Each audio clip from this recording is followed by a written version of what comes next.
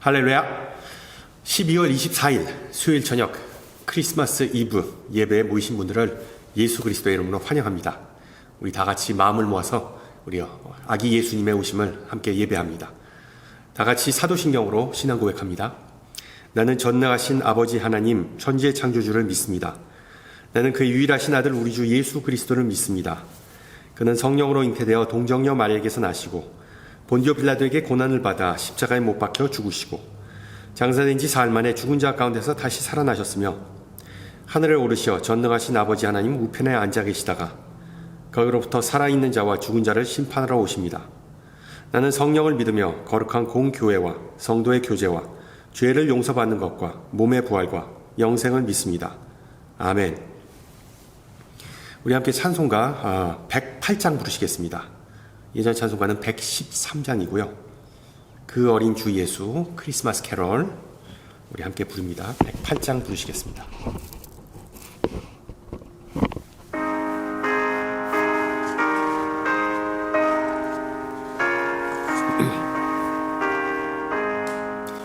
그 어린 주 예수 놀 자리 없어 그 귀하신 몸이 구유에 있네. 저 하늘 별들이 반짝이는데 그 어린 주 예수 골 위에 자네. 저 육축 소리에 아기 잠깨나 그 순하신 예수 우시지 않네. 그 귀한 예수를 나 사랑하니 새날이 밝도록 함께 하소서. 주 예수 내 곁에 가까이 계셔 그 한없는 사랑 늘 베푸시고 온 세상 아기들 다 품어주사 주 품 안에 안겨 살게 하소서. 아멘.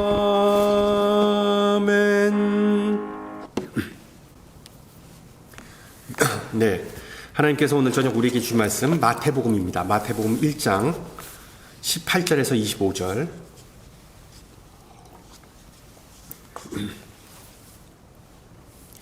마태복음 1장 18절에서 25절입니다. 말씀을 받들어 봉독합니다. 예수 그리스도의 나심은 이러하니라. 그의 어머니 마리아가 요셉과 약혼하고 동거하기 전에 성령으로 잉태된 것이 나타났더니 그의 남편 요셉은 의로운 사람이라 그를 드러내지 아니하고 가만히 끊고자 하여 이 일을 생각할 때 주의 사자가 현몽하여 이르되 다윗의 자손 요셉아 내 아내 마리아 데려오기를 무서워하지 말라. 그에게 잉태된 자는 성령으로 된 것이라. 아들을 낳으리니 이름을 예수라 하라. 이는 그가 자기 백성을 그들의 죄에서 구원할 자신이라 하니라. 이 모든 일이 된 것은 주께서 선지자로 하신 말씀을 이루려 하심이니 이르시되 보라 처녀가 잉태하여 아들을 낳을 것이요 그의 이름은 임마누엘이라 하리라 하셨으니 이를 번역한즉 하나님이 우리와 함께 계시다 함이라. 요셉이 잠에서 깨어 일어나 주의 사자의 분부대로 행하여 그의 아내를 데려왔으나 아들을 낳기까지 동침하지 아니하더니 낳음의 이름을 예수라 하니라. 아멘. 성탄절 시즌이 되면 저에게 소소한 즐거움이 하나 있습니다. 바로 유기농 마트인 트레더 조스, 소위 말하는 트조에 들리는 일입니다. 왜 그런지는 잘 모르겠지만 이 12월만 되면 그 트조의 매장 분위기는 왠지 느낌이 좀 다릅니다. 계절 한정 식품들이 가득하고 눈에 띄는 그런 안내판과 연말 분위기로 꾸며진 스탠드, 그리고 조용하지만 따뜻한 그런 어떤 온기가 느껴진다고 할까요? 다만 트조에서 쇼핑하신 분들은 다 아시겠지만 조심해야 될 점이 있습니다. 물건 처음에는 몇 가지만 사려고 들어갔다가 나중에 이것저것 담다 보니까 카트가 가득 찬 채로 나오는 경험을 하기가 일쑤이죠. 또한 거기 계산대 직원들은 친절하지만 엄청 수다를 떱니다. 본인이 특별히 말할 기분이 아님에도 불구하고 결국은 그 직원과 대화를 나누는 자신을 문득 발견하곤 합니다. 뭐 그래도 괜찮습니다. 거기 매장에는 좀 묘하고 따뜻한 그런 편안한 느낌이 있기 때문이죠. 저는 늘 그 트조의 조가 누구인지 궁금했습니다. 트레더 조의 그 조. 그래서 인터넷으로 찾아봤더니 조 칼럼이라는 사람이 이 식료품 체인을 처음에 세웠다고 하더군요. 참고로 칼럼, 불어로 컬럼브는 비둘기를 뜻합니다. 아마 이 사람의 가문은 그 캐나다 케벡 출신이었던 것 같습니다. 뭐 어쨌든 그는 일론 머스크처럼 매스컴의 주목을 받는 최고 경영자도 아니었고 어떤 대중에 널리 알려진 그런 인물도 아니었습니다. 전설적인 야구 선수 조 디마지오, 전설적인 미식 축구 선수 조 몬타나, 그리고 전 미국 대통령 조 바이든, 혹은 G.I. 조와 같이 역사 속의 유명한 조들과는 거리가 멀었던 그런 사람이었습니다. 그리고 이 조 칼럼의 그 비전은 매우 단순했다고 합니다. 평범한 사람, 일반 서민이 부담 없이 쇼핑을 즐길 수 있는 가게, 좋은 품질의 상품과 공정한 가격, 그리고 사람의 온기를 담은 그런 가게를 만드는 것이 그의 소원이었습니다. 즉, 조 칼럼은 영어로 average Joe, 우리말로 철수, 홍길동, 아무개와 같은 손님을, 평범한 손님, 일반 손님을 정성껏 모시고자 했던 것이죠. 트레더 조라는 그 이름 자체가 그 정신을 잘 드러냅니다. 친근하고 다가가기 쉽고 서민적이고 진정성 있는 그런 이름이죠. 그리고 여러분도 아시다시피 이 단순한 비전과 철학은 큰 성공의 비결이 되었습니다. 이 미국에서 조는 조세프의 약자입니다. 그래서 가장 흔한 이름 중에 하나이죠. 그래서 average Joe, 평범한 조라는 표현은 일반적으로 유명하지도 않고 어떤 사회적 위치나 특별한 권력도 없는 그런 사람을 가리킵니다. 상당히 많이 쓰는 용어입니다. 그저 매일 성실하게 조용하게 열심히 일하면서 삶을 이어가는 그런 평민을 뜻합니다. 오늘은 크리스마스의 이브인데 오늘 저녁 읽은 본문에서는 우리는 그런 평범한 사람을 만나게 됩니다. 그의 이름은 바로 조세프죠. 요셉. 이 종교 미술, 특히 기독교 미술에 대해 조금이라도 아는 분들이라면 이 요셉의 그림이 매우 드물다는 사실을 아실 거예요. 어떤 성화나 스테인드 글라스에 등장하더라도 요셉은 매우 종종 나이든 노인으로 묘사됩니다. 그러니까 젊은 처녀 마리아의 남편이라고 보기에는 정말 너무 늙은 그런 모습으로 나타납니다. 그 이유는 쉽게 짐작할 수 있죠. 오늘 읽은 본문에서 25절에서 요셉이 아들을 낳기까지 마리아와 동침하지 아니하였다라고 기록되어 있기 때문입니다. 즉 늙은 요셉은 성욕을 품을 수 없다, 아니 품어서는 안 된다라는 그런 인식이 그 오랫동안 화가들 그리고 또한 그런 예술가들 속에 머릿속에 있었던 것이죠. 그래서 거의 한 1500년 동안 예술인들은 요셉을 마치 할아버지로 묘사했습니다. 그런데 이런 인식이 바뀌기 시작한 것은 바로 레포메이션, 종교개혁 이후였습니다. 르네상스 시대의 화가들은 이 요셉을 훨씬 더 젊고 가족의 진정한 일원, 젊은 아빠로 묘사하기 시작했습니다. 그리고 이런 변화에는 분명한 메시지가 담겨 있었죠. 그 로마 캐톨릭에 반항하는 그 개신교 운동에 대한 일종의 경고였습니다. 교회는 한 몸이다, 한 가족이다, 나누어질 수가 없다. 보시다시피 신학적 메시지를 전하는 데 예술까지 사용했던 것입니다. 그럼에도 불구하고 이 아기 예수를 안고 있는 요셉의 모습은 여전히 흔치 않았습니다. 서양 미술에서 가장 자주 등장하는 인물은 Virgin Mary, 성모 마리아 이지만 남편인 요셉은 정말 그에 비할 바가 아닙니다. 이 모든 사실은 요셉이 성경 이야기에서 종종 주변 인물, 조연, 아니 거의 엑스트라급으로 취급된다는 것을 보여줍니다. 이 성탄이라는 무대의 중심에 서지도 않고 그의 존재감도 크지도 않습니다. 말하자면 그는 정말 average Joe, 평범한 조와 같은 그런 인물입니다. 흥미로운 점은 성경에 등장하는 요셉이 이 한 사람만은 아니라는 사실이죠. 여러분 알다시피 가장 유명한 요셉은 바로 야곱의 아들이었습니다. 이 꿈쟁이 요셉은 형들의 미움을 사서 구덩이에 던져지고 그리고 노예로 팔렸으며 결국에는 애국에 가서 높은 자리에 올라 자기 가족뿐 아니라 한 민족 전체를 구한 그런 인물이었습니다. 그리고 또 한 사람은 바로 아리마대 요셉입니다. 그는 니고데모와 함께 예수님의 시신을 수령해서 장사를 정성껏 치른 용기 있는 그런 장본인으로 성경에 소개됩니다. 그러나 이 나사렛 요셉, 아마도 성경 속에서 가장 주목받지 못한 이 평범한 조는 예수님의 육신의 아버지였습니다. 그리고 우리는 이 인물에 대해 아는 바가 거의 없습니다. 더욱 놀라운 점은 성경 그 어디에도 요셉이 직접 말하는 장면이 기록되어 있지 않다는 사실입니다. 따라서 그는 언제나 조용합니다.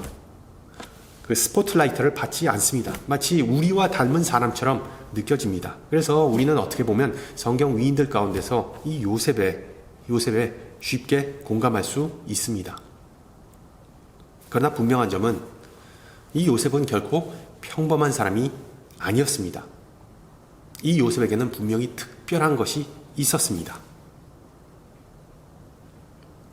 실제로 이 겸손하고 각광받지 못하는 믿음의 위인은 하나님께서 세상의 구세주를 보호하고 돌보도록 선택하신 사람이었습니다.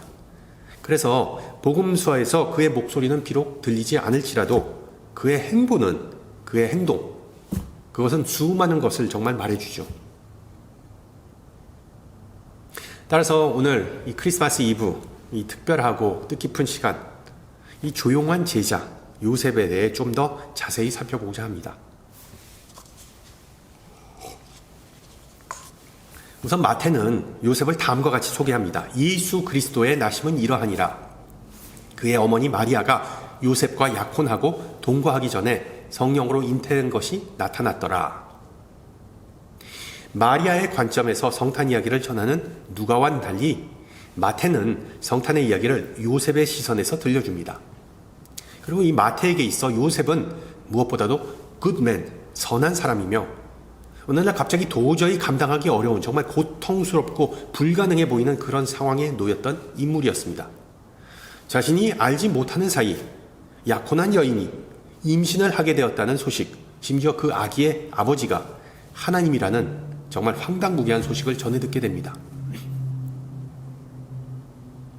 자, 여기서 우리가 특별히 주목해야 할 대목이 하나 있습니다. 이 믿기 어려운 소식을 들은 뒤 요셉이 보인 반응이죠. 성경은 요셉이 이 일에 대해 생각하였다라고 20절에서 기록합니다. 여기 사용된 헬라어 단어는 엔푸메텐토스입니다. 대부분의 영어 그리고 한국어 성경은 이 단어를 곰곰이 생각하다, 숙고하다로 번역합니다. 그리고 실제로 이 단어는 깊이 생각하고 헤아리는 그런 뜻을 가지고 있습니다. 그러나 이 동사는 또 다른 의미도 가지고 있습니다. 그것은 바로 마음이 상하다, 심지어 분노하다라는 뜻입니다. 화를 내다. 그러면 이 단어를 분해해보면 전치사 에는 아내, 그리고 어근, 투모는 분노하다가 결합된 말입니다. 그래서 이 어근의 명사형인 후모스는 분노, 격분, 진노를 의미합니다. 우리가 알고 있는 이 흉선, 이 가슴샘이라는 부위, 여기 있죠. 영어로 thymus gland라는 단어도 여기서 나왔습니다. 그 우리말로 속이 탄다라는 표현이 있죠. 아마 옛날 사람들은 분노와 같은 정말 부정적인 감정이 바로 이 가슴샘에서 형성된다고 믿었습니다. 그리고 재미있는 사실은 이 엔투모라는 동사가 성경을 통틀어 단 한 번 더 사용됐는데 그것은 바로 마태복음 2장에서 그 다음 장에서 헤롯이 동방 박사들에게 속은 것을 심히 노하다라는 구절입니다. 자, 그렇다면 질문이 생기죠. 요셉은 마리아의 혼전 임신 사실을 듣고 과연 차분하게 생각했을까요? 아니면 정말 깊은 상처와 분노, 혼란 속에서 어쩌면 속이 끓을 정도로 고통스러워하고 있었을까요? 생각 아니면 분노. 아마도 후자였겠죠. 요셉은 분명히 세상이 무너지고 정말 감당하기 힘들었을 것입니다. 그래서 당연히 지극히 인간적인 반응을 보였던 것입니다. 분노. 그러나 그 뒤에 그의 선택은 결국 평범하지 않았습니다. 요셉은 그 어떤 처벌이나 공개적인 보복을 추구하지 않았습니다. 그는 자기 자존심보다 연민을, compassion, 그 보복, revenge보다는 자비, charity를 선택합니다. 우라통이 터지는 그런 상황 속에서도 마리아의 존엄을 지켜주기 위해서 조용히 이혼하고자 결심합니다. 그러나 그때 하나님께서 요셉의 이런 계획을 가로막으시며 놀라운 말씀을 전하시죠. 다윗의 자손 요셉아, 내 아내 마리아 데려오기를 무서워하지 말라. 그에게 잉태된 자는 성령으로 된 것이라. 아들을 낳으리니 이름을 예수라 하라. 이는 그가 자기 백성을 그들의 죄에서 구원할 자이심이라. 놀랍게도 천사의 이런 메시지를 들은 요셉은 따지지 않았습니다. 지체하지도 않았습니다. 잠에서 깨어난 후에 그것을 단순히 개꿈으로 치부하지도 않았습니다. 그는 그저 믿고 순종했죠. 24절, 요셉이 잠에서 깨어 일어나 주의 사자의 분부대로 행하였다. 그렇습니다. 요셉은 순종했습니다. 하나님의 말씀을 대면하고 자신의 인생의 경로를 바꿨습니다. 자신이 세웠던 인간적인 계획을 버리고 하나님의 계획을 선택했습니다. 오늘날도 이 미들 이스트, 중동 문화권에서는 개인의 명예를 대단히 중요시하죠. 하물며 명예와 혈통, 가장의 자존심이 무엇보다 중요했던 그 신약시대 중동 지방에서 요셉은 이 모든 것을 다 내려놓고 하나님의 뜻을 따랐습니다. 이것이 바로 이 평범한 조가 보여준 조용한 위대함이었습니다. 그래서 요셉은 자신의 감정보다 순종을 택하죠. 마리아를 아내로 맞이하고 그리고 온갖 동네 사람들의 수치와 소문을 다 감수합니다. 자신의 친자가 아닌 아들을 입양해서 키우는 셈이죠. 그리고 또한 예수에게 가업을 가르치고 헤롯의 위협으로부터 가족을 보호합니다. 또 다른 꿈의 인도하심에 따라 모든 것을 다 접어버리고 애굽, 머나먼 땅 애굽으로 피신합니다. 보다시피 요셉에게는 이 말보다 행동이 더 중요했습니다. 앞서 말씀드렸듯이 성경은 요셉의 목소리를 단 한마디도 기록하지 않습니다. 반면에 세례 요한의 아버지 사가랴는 아들이 태어났을 때 그 말문이 열리고 찬양의 노래를 터뜨리죠. 그러나 요셉은 끝까지 예수님이 태어난 후에까지 침묵합니다. 그리고 바로 그 침묵 속에서 그는 위대한 신앙의 위대한 믿음의 모델로 우뚝 서게 되죠. 보다시피 요셉의 믿음의 위대한 이유는 어떤 감동적인 연설이나 대단한 기적 때문이 아닙니다. 그의 믿음은 조용하고 꾸준한 순종 속에서 드러납니다. 그는 참된 믿음, 단순한 믿음이 무엇인지를 우리에게 보여주고 또한 영감을 줍니다. 실제로 요셉은 이해되지 않을 때에도 믿음으로 순종했습니다. 이해되지 않을 때에도 순종. 자신이 원치 않게 초짜 아빠가 되었음에도 불구하고 요셉은 여전히 의로운 사람이었죠. 율법에 의하면 자신의 명예를 지키기 위한 모든 권리가 그 요셉에게 있었습니다. 그러나 아무런 증거 없이 오직 하나님의 약속만을 신뢰했습니다. 여러분, 이것이 바로 참된 제자의 모습 아니겠습니까? 주님께서도 종종 우리에게 비슷한 요구를 하시죠. 정말 앞길이 안 보일 때, 또는 어떤 건강 진단 결과가 안 좋게 나왔을 때, 암울하게 느껴질 때, 아니면 실직하거나 아니면 사업이 망했을 때, 인간관계가 흔들릴 때, 우리 주님은 더 깊은 곳으로 나아가라고 말씀하십니다.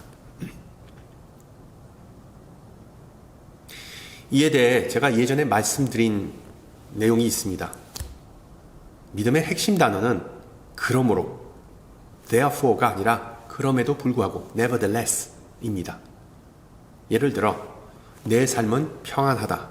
그러므로 나는 믿는다. 그러므로 나는 하나님을 찬양한다. 이게 아닙니다. 오히려 내 인생은 정말 꼬이고 이 세상은 정말 가망이 없어 보인다. 그럼에도 불구하고 나는 믿음을 가지고 하나님을 찬양한다. 바로 이것이 신앙인의 올바른 사고방식입니다. 이것이 바로 예수의 제자된 우리가 길러야 할 마음가짐입니다. 실제로 요셉은 모든 답을 가지고 있지도 않았고 가질 필요도 없었습니다.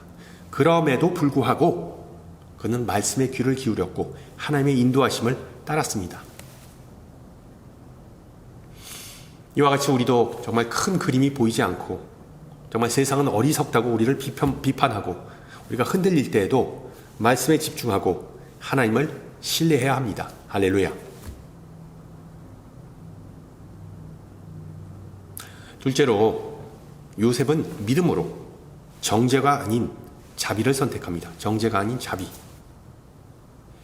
천사가 등장하기 전에 요셉은 이미 마리아와 조용히 헤어질 것을 결심했죠. 물론 자신의 명예가 훼손된 요셉은 마리아를 고발해서 정말 동네에서 시궁창에 빠뜨릴 그런 권리가 있었습니다. 그러나 그의 선택은 자비였습니다.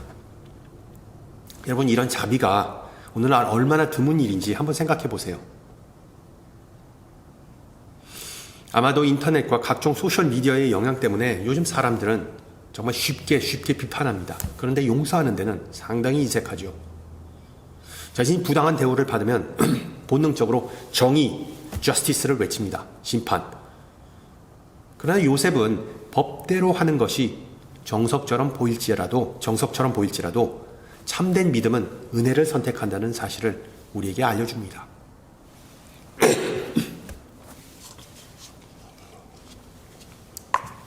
그런 면에서 요셉의 그런 조용하고 따뜻한 마음은 자비를 기뻐하시는 하나님의 마음을 그대로 반영하죠.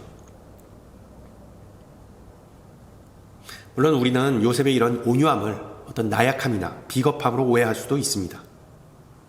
확실히 요셉은 어떤 박력이 있고 리더십이 있고 카리스마 있는 그런 유형의 남성은 아니었습니다. 그는 조용한 사람이었습니다. 그런데 이 침묵이 참는 것이 언제나 미덕인 것은 아니죠. 때로는 정말 목소리를 높여야 할 순간도 분명히 있습니다. 그러나 이렇게 생각해 보세요. 그 벼락부자들, 졸부들과 다르게 진정한 부자들은 결코 부를 과시하지 않고 조용한 부, 영어로 stealth wealth를 실천한다는 이야기 들어보셨을 거예요. 절대로 티내지 않고 조용히 기부하고 그리고 허스름한 옷 입고 그냥 차도 몰고. 마찬가지로 참된 힘은 무력이 아니라 온유함에 있습니다. 때로는 조용한 섬김의 모습이 참으로 강해 보이기도 합니다. 요셉의 강인함은 그 어떤 정신적 또는 육체적 능력이 아니라 정말 믿음의 신실함을 통해 나타납니다. 여러분 잘 보세요. 요셉은 마리아를 보호하죠. 그녀와 함께 베들레헴으로 길을 떠납니다. 그리고 또한 아기 예수를 다정하게 돌봤습니다. 이후에는 가족을 지키기 위해 하나님을 신뢰하면서 과감하게 애국으로 피신하는 결단을 내립니다. 이것이야말로 참된 믿음의 힘이 아니겠습니까?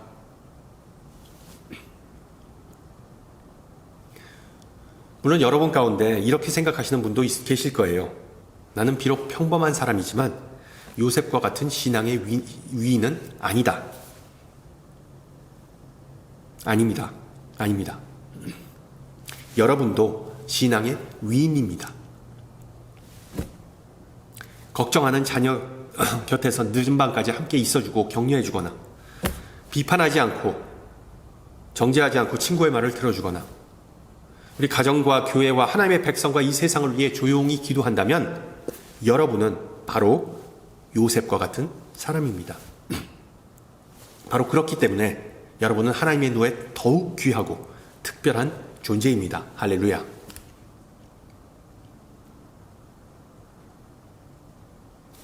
마지막으로 믿음의 사람 요셉은 자신은 뒤로 물러나고 하나님의 계획이 앞으로 드러나게 했습니다. 뒤로 가고 앞으로.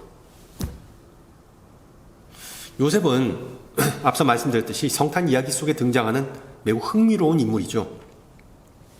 그는 정말 어디서 빠지지도 않고 그 구유 장면의 배경에 서 있습니다. 그런데 이 아기 예수와 마리아는 주목을 받지만 그는 결코 주목을 받지 못합니다. 아니, 주목을 끌지 않습니다. 사람들의 관심을 구하지도 않습니다. 그저 하나님의 계획의 일부가 되는 것으로 만족합니다.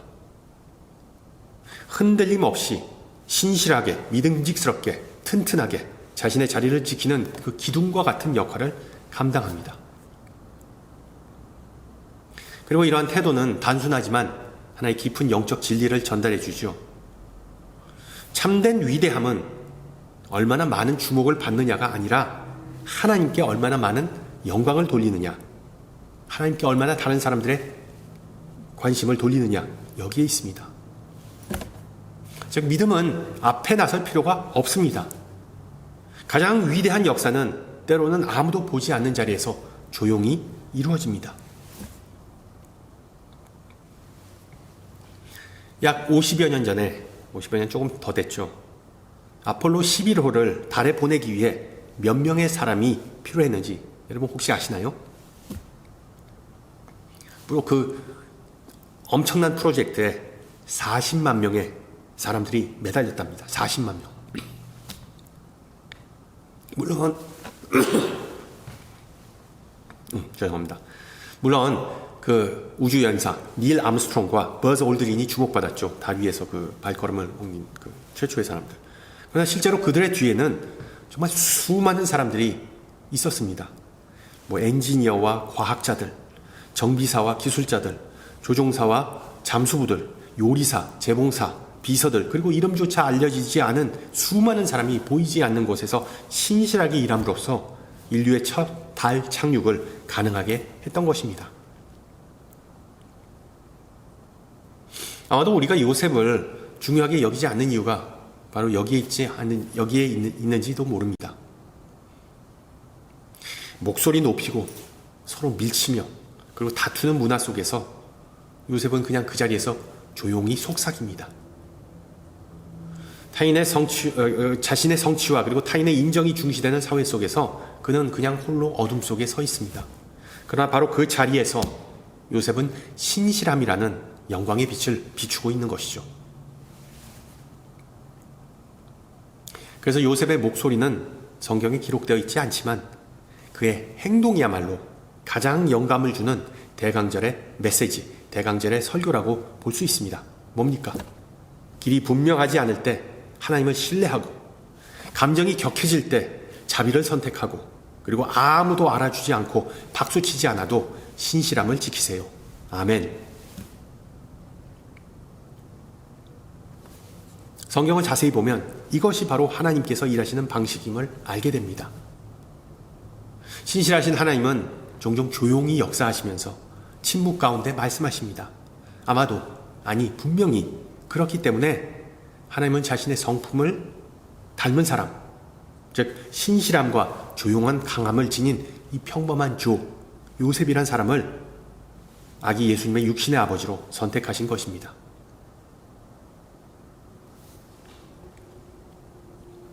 일반적으로 아버지가 되는 축복, 자녀를 얻는 기쁨은 참으로 귀한 선물이죠. 너무나 귀한 선물입니다. 그러나 모든 선물이 다 좋은 것만은 아니죠. 요셉에게 있어 예수라는 그 아기는 전혀 원치 않았던 선물, 일종의 그 독이 든 성배로 느껴졌을 수 있습니다. 따라서 그의 분노와 좌절, 혼란을 우리는 충분히 이해할 수 있습니다. 내일이 성탄절인데 여러분 대부분은 이미 한두 가지 선물을 다 받으셨을 거예요. 뭐 각종 모임에서 또는 가족이나 친구끼리 서로 선물을 주고받는 것은 성탄절의 트레이드마크죠. 그런데 여러분도 공감하시겠지만 가장 난처한 상황 중에 하나는 전혀 기대하지 않거나 또는 아무 쓸모없는 선물을 받은 후에 억지로 감사한 표정을 지어야 할 때가 아닌가 싶습니다. You shouldn't have. 그러지 않았어도 되는데.